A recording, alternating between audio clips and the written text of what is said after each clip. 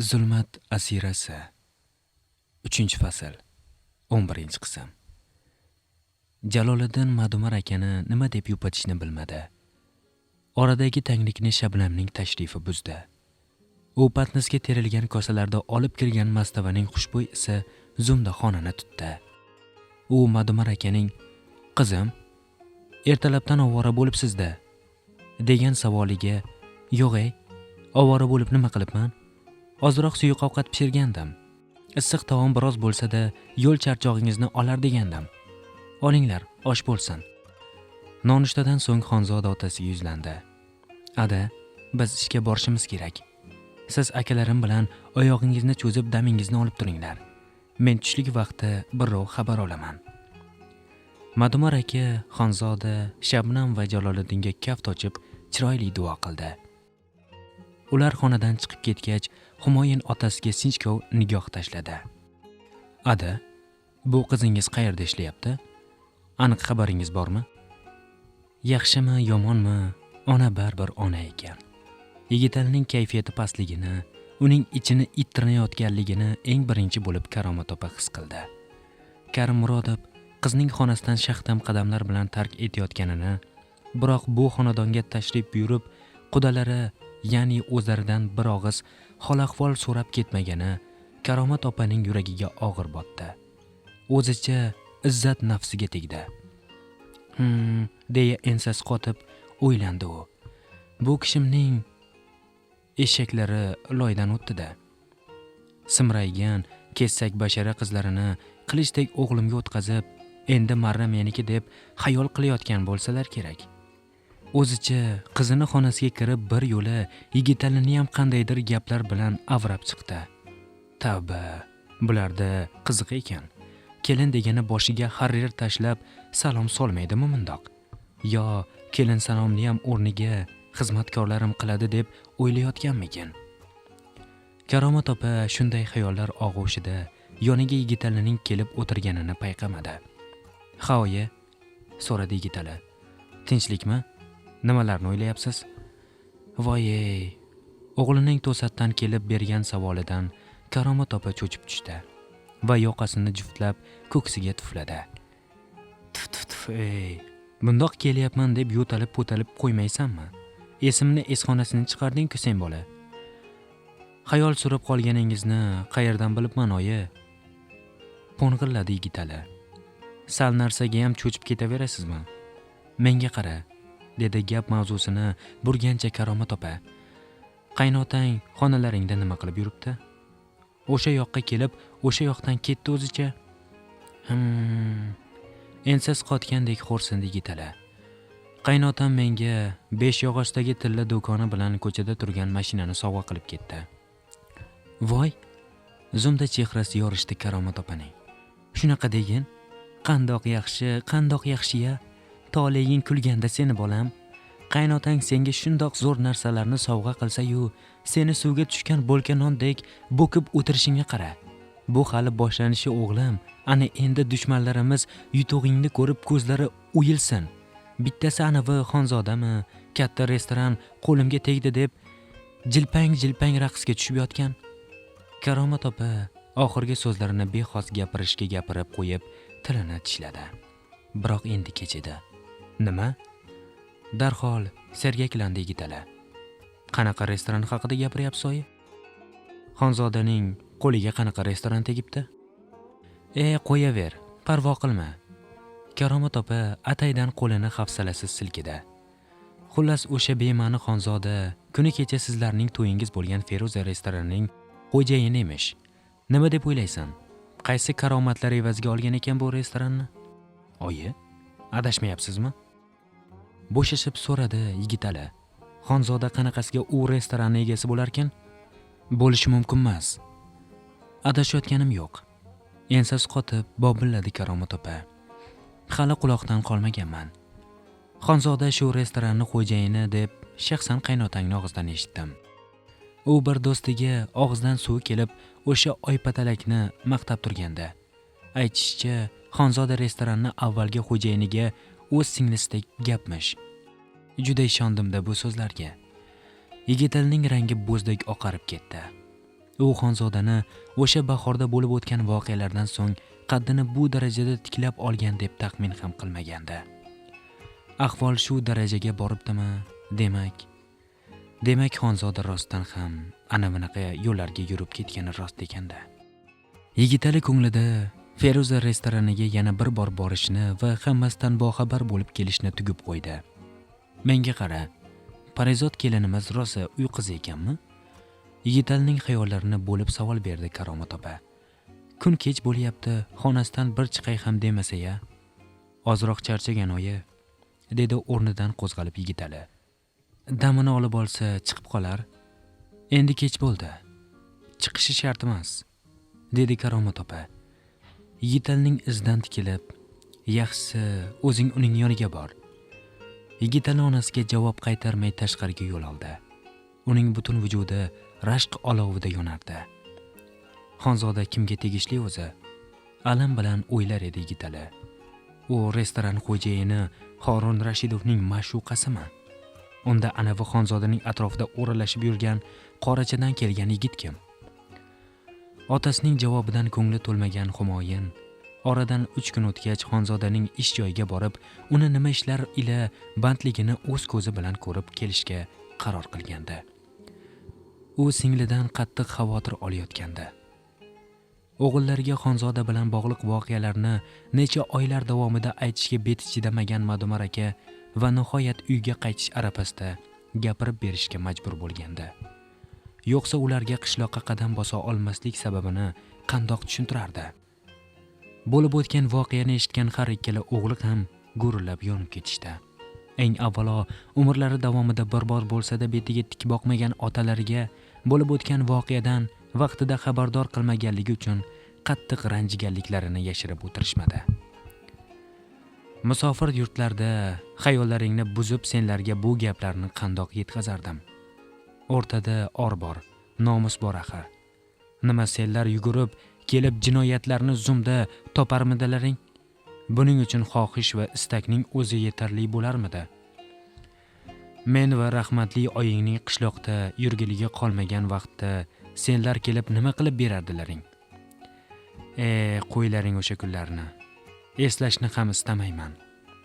Ada, axir xonzoda bizning yakko'y yolg'iz singlimiz, jigarporamiz. Kuyinib gapirar ekan Humoyinning yolg'iz qo'li musht bo'lib tugildi.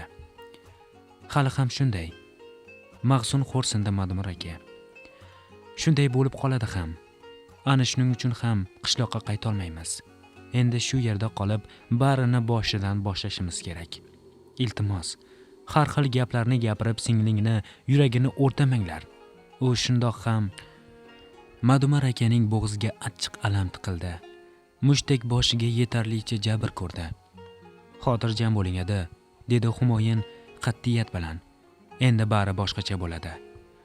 Ertasi kuni restoran eshigi tagida Humoyinga ko'zi tushgan Jaloliddinning chehrasi yorishib ketdi. Aka, assalomu alaykum. Va alaykum assalom, dedi Humoyin tevarak atrofni ko'zdan kechirar ekan. Shaharni aylanib yurgan edim. Qarasam bu joyning nomi ko'zimga issiq ko'rindi. Hoynahoy singlim ishlayotgan restoran shu bo'lsa kerak deb. Ha, bu singlingiz ishlayotgan restoranning aynan o'zi. Ichkariga kirib tanishib ko'rishingiz mumkin. Istasangiz sizga hamroh bo'lishi mumkin. Biroq o'zingiz borib xonzodaga surpriz qilsangiz ham zo'r ish bo'lardi. Yaxshi, dedi Humoyin Jaloliddinning taklifidan quvonib. Ichida farosatli yigit ekan. Xonzodani ish joyini tekshirgani kelganimni darrovda fahmlamadi, deb o'yladi. Rahmat. Mana shu yo'lak bo'ylab to'g'riga yurasiz. So'ng o'ngga 10 qadamlardan keyin kichikroq eshik keladi. Kimdir so'rasa, xonzodaga kelyapman deyavering. Singlingizni ish joyini ko'rsatib qo'yib borishadi. Yana bir bor rahmat. Bari Jaloliddin aytgandek bo'ldi. Xonzodaning ismini eshitgan xodimlar Humoyinni ham hurmat bilan restoranning ishchilar uchun ajratilgan eshigidan kuzatib qo'yishdi. Humoyin ichkariga kirgach, xodimlarning kechki marosim uchun qizg'in tayyorgarlik ko'rayotganlarning ustidan chiqdi. Singlisi ular bilan birga yugurib, elib xizmat qilar, o'rtada ko'rsatma ham berib qo'yardi. Humoyin ishchilarning barchalari uzog'i 20 yoshlardagi yigit, qizlar ekanligini ko'rib ko'ngli yorishdi. Shu payt u xonzodaning kimgadir qo'l siltagani va bosh barmog'i bilan zo'r ishorasini qilganini ko'rib, o'sha tomonga qaradi. Shunda ko'zi qizil durracha tang'ib olgan jilmaygancha zo'r berib kelin-kuyov o'tiradigan stol atrofiga oppoq atirgul qadayotgan Shabnamga ko'zi tushdi. Bu qarqunoq ham shu yerda ekan-ku. Sababini o'zi ham bilmay yuragi orziqdi Humoyinning. So'ng birdan kayfiyati tushib o'zining shalvirab yotgan chap yengiga o'ksini boqdi. "Aka." Xonzodaning ko'zi Humoyinga tushib, ko'zlari porlab ketdi. "Assalomu alaykum. Sizni bu yerda ko'rib juda xursand bo'lib ketdim." "Va alaykum assalom. Shu yerda ishlar ekansan-da", dedi Humoyin Xonzodaning sog' qo'li bilan yelkasidan quchib. "Ofitsiantmisan?" "Shunga yaqinroq", jilmaydi Xonzoda. "Bugun sal boshlig'imizni ishlari chiqib qolgan ekan. Shunga qarashib yuborayotgandim. Ha aytgancha, Shabnam ham shu yerda ishlaydi. Faqat u bezak ishlari bilan shug'ullanadi. Ishini ko'ring, rosa chiroyli." Xonzoda shunday deb Shabnam tarafga ovoz berdi. "Shabnam, qara akam keldilar." Aka singil tarafga yuzlangan Shabnamning yuzlariga tabassum yugurdi. "Voy!" Shabnam ishini tashlab Humoyinning istiqboliga peshvoz chiqdi. "Assalomu alaykum, xush kelibsiz." "Va alaykum assalom. Siz ham shu yerda ishlar ekansiz-da." "Ha", dedi kulgichlari o'ziga yarashgan Shabnam. "Sizga aytgan edik-ku, birga ishlaymiz deb." "Unisi yodimda", javob qaytardi Humoyin Shabnamga tikilib. "Ammo bir-biringizga bunchalik yaqinsiz deb o'ylamagan ekanman." "Biz bir jamoamiz", dedi Shabnam maqtangan-namo. "O'zingiz yaxshimisiz? Yo'lning charchoqlari chiqib qoldimi?" "Ha, uyda o'tiraverib zerikib ketdim." "Aka, adamlarga ham uyda zerikyapman degan ekansiz. Yana shaharga chiqib ish qidirib ko'raman ham degan ekansiz. Shunga mana shu yerda bir ish bor edi. Tanishib ko'rasizmi? Birga ishlasak yaxshi bo'lardi." "Qanday ish ekan?" jonlandi Humoyin. "Kameralar o'rnatilgan xonaga nazoratchi kerak ekan. Ozoda tartibli ish. Yozda salqin, qishda issiq xonada o'tirib nazorat qilinadi. Erkak kishi uzuq kun monitorga termilib kun o'tkazsa chiroyli ko'rinmasa kerak." Darrovda hafsalasi pir bo'ldi Humoyinning. "Menimcha bu ish menga to'g'ri kelmaydi." "Sira unday emas aka." Darrovda e'tirozga shaylandi Xonzoda. "Bizning restoranda bu ishning qiymati juda baland. Siz bir yo'li 100 dan ortiq tochkalarni tekshirasiz va o'sha yerdagi jamoat tartibiga javob berasiz. Bu juda qiyin va mas'uliyatli ish. To'g'ri, qo'l ostingizda yordamchilar bo'ladi, biroq shunda ham har tochkani elementar detallarigacha nazorat qilish hamma ham uddalaydigan ish emas. Siz yaxshisi men bilan yuring va ish qo'llanmani o'z ko'zingiz bilan ko'ring. Aslida shu ishni uddalay olishingizga ko'zim yetgani uchun sizni tavsiya qilgandim." Xonzoda oldinga tushib yo'l boshladi. Esankirab qolgan Humoyin, "Bu yerdagi ishlaring-chi?" deya savol bergan edi. Xonzoda, "Bu yerdagi ishlar bitib qoldi. Qolaversa, u yoqda uzoq ushlanib qolmaymiz", deya javob qaytardi. Xonzoda aytganicha bor ekan. Humoyin ishning haybatini kameralar orqali nazorat yuritadigan xonaga kirganda his qildi. "Asror aka, tanishing. Bular men sizga aytgan akam bo'ladilar." Humoyin Xonzoda tanishtirgan yigit bilan biroz suhbatlashib, dilida shu yerda ishlashga bo'lgan havas uyg'ondi. U Xonzoda bilan izga qaytar ekan singlisidan. "Bu yerdagi avvalgi nazoratchi qayerda? Nima sababdan shunday yaxshi ish joyini birovga berib qo'ymoqda?" deb so'radi. "Aka, men nafaqat sizga, balki adamlar bilan Xondamir akamlarga ham ish topib qo'ygandim. Chunki bu yerdagi xizmatchilarning ko'pchiligi restoranimiz rahbari Xorun Rashidov bilan u kishining shtatlarida ochilgan yangi ish joylariga ketishmoqda. Shunga bu yerda ham bo'shab qolgan ish o'rniga talabgorlar qidiryapmiz." "Adamlarga nima ish topding?" Xonzodaga jiddiy tikildi Humoyin. "Ularga o'z kasblariga doir ish topgandim, ya'ni qassobchilikka. Bu yerga kunda kunora qushxonadan yangi so'yilgan qo'y mollardan keltiriladi. Ularni bo'laklash, tiliklash, suyakli go'shtlarini maxsus taomlar uchun ajratish va hokazo ishlar uchun adamlardek qo'li gul qassob bo'lsa jon deb ishga olishadi. Xondamir akamga ham ularni yonlarida ish topiladi." "Unday bo'lsa yaxshi." Yuzlari yorishdi Humoyinning. "Biz qachondan ishga tushsak bo'ladi?" O'g'lining to'ydan bir hafta o'tgach, Karomat opa va Rayim aka uning xonadoniga o'z o'rnilarini fahmlab ulgurishgandi. Parizod na Karomat opani qaynona o'rnida ko'rdi, na Rayim akani qaynota o'rnida hurmatini joyiga qo'ydi. U xushga kelsa tashqariga chiqar, asosiy vaqtini esa xonasida multfilm ko'rib o'tkazar, ba'zan esa gapsiz, so'zsiz ota hovlisiga ketib qolardi. Karomat opa bilan Rayim aka ham ko'r emas, asta sekin kelinlarida bir emas, ko'p gap borligini anglab kundan kunga lohaslanib borar edilar. Ha, tekin pishloq qopqonda bo'ladi deganlari rost ekan. Bu degani dunyodagi har bir narsaning o'z to'lovi bor deganidir. Chunonchi yigitlarning boshiga qo'ngan baxt qushi, mol dunyo, mansab, obro' e'tibor barchasining to'lovi ana shu kelin Parizodning dardi edi. O'g'linikiga borsang u birov kimsan, nimasan demasa, senga odam o'rnida mulozamat ko'rsatmasa, oling quda, keling quda degan mulozamatlar bo'lmasa, bunday muomaladan so'ng ozgina farosati bor odam bu yerda o'zini ortiqchaligini sezib olishi tabiiy. Yigitlarning ota-onasi ham ushbu xonadonda safarlari qariganini allazamon his qilib ulgurgandilar. Axir ular yigitlarni bu xonadonga ichkiyov qilib qabul qilgandilar. Erkak ayol qudalarini emas. Yangi ishiga endigina kirishib, shu bilan andarmon bo'lib yurgan Yigitali erta sahardan tugun tersagini qo'ltiqlab qishloqqa qaytamiz deb o'tirgan ota-onasiga ortiqcha qarshilik ko'rsatmadi. Buning o'rniga ko'chada ovora bo'lib, turtinib-surtinib yurmanglar. Sizlarga o'zim Yandex taksining eng zo'r turidan chaqirtirib beraman. Mazza qilib ketasizlar, dedi ota-onasining ruhiyatiga qaramay. O'g'illarning bu gapidan ota-onaning ichidan nimadir chirt etib uzilgandek bo'ldi. Rayim aka esa ichidagilarni bosa olmay o'g'lining izidan ayoliga ming'illadi. Ketdik onasi, o'g'lingni boy berib qo'yibmiz. Karomat opa esa rangi gezarib eriga ergashdi. U ich-ichidan men bularni shundoq qo'yib qo'ymayman, deya yonib borar edi. Madumar aka va o'g'illari tez orada yangi ish joyiga o'rnashib ketdilar. Rossiyaning sovuq va zax tabiatida qilgan og'ir ustachilik ishlardan so'ng Feruza restoranidagi ishlar ular uchun juda ham qulay, zavqli, ayni ko'nglidagidek tuyular edi.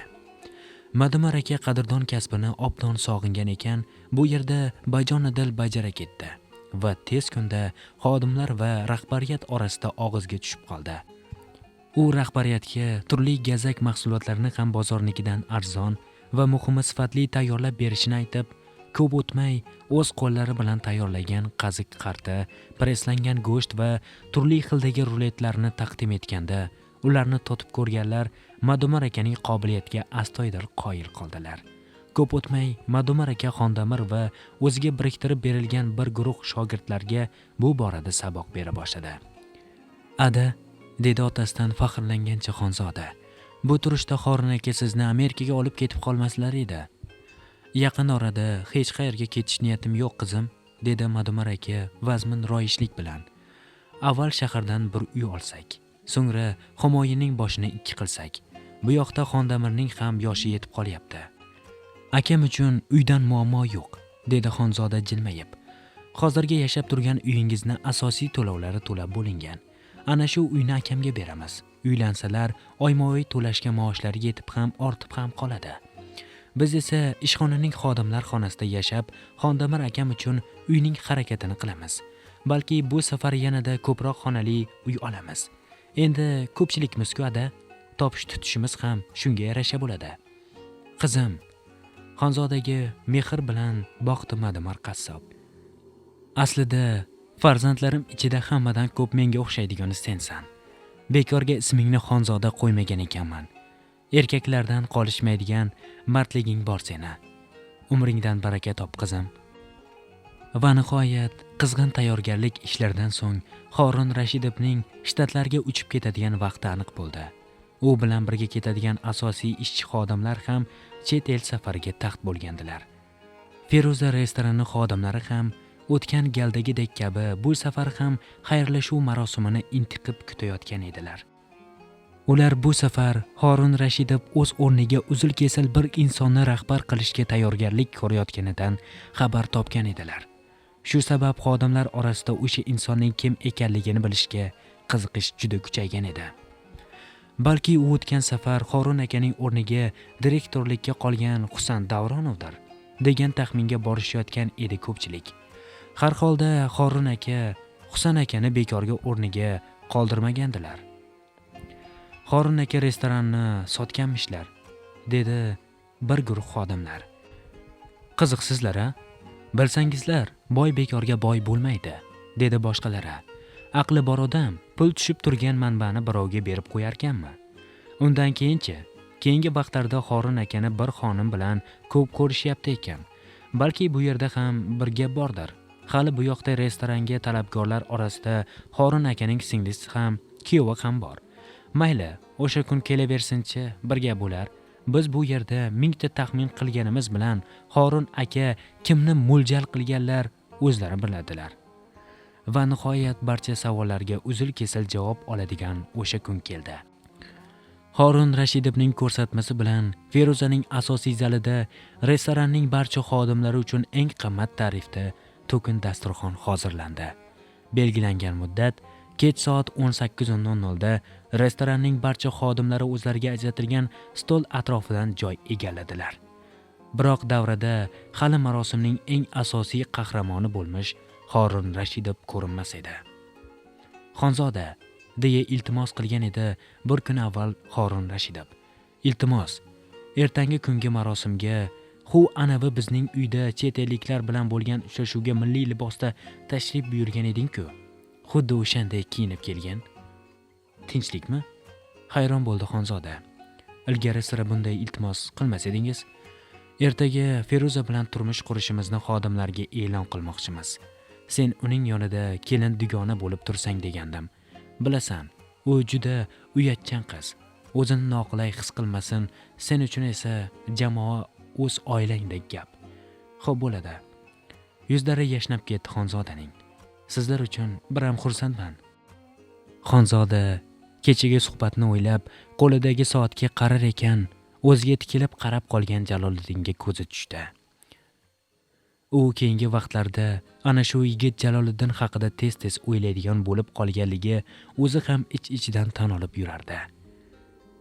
Ma'yus chehrali, mard va samimiy bu yigitning ko'zlaridagi mung Xonzodani o'ziga sehrlab qo'ygandek edi. U Jaloliddinning yonida butun dunyoni unutgandek bo'lar, go'yoki yigit olamdagi bor g'am tashvish yukini o'z zimmasiga olib Xonzodani bularning baridan ozod qilib yengil nafas olishiga imkon yaratib bergandek bo'lardi. Xonzodaning nozik ko'ngli kishi bilmas holda Jaloliddinga talpinadigan bo'lib qolgandi. Ayniqsa yigitlarning nikoh to'yida uni yonida turib dalda bergani, yupatgani, himoya qilgani Xonzodaga boshqacha ta'sir qilgan edi. O'sha kuni Jaloliddin Xonzodaning ko'ziga najot farishtasidek bo'lib ko'ringan edi. Uning munchoq ko'z degan so'zlarini keyinchalik yuragi orziqib eslaydigan bo'lib qolgandi.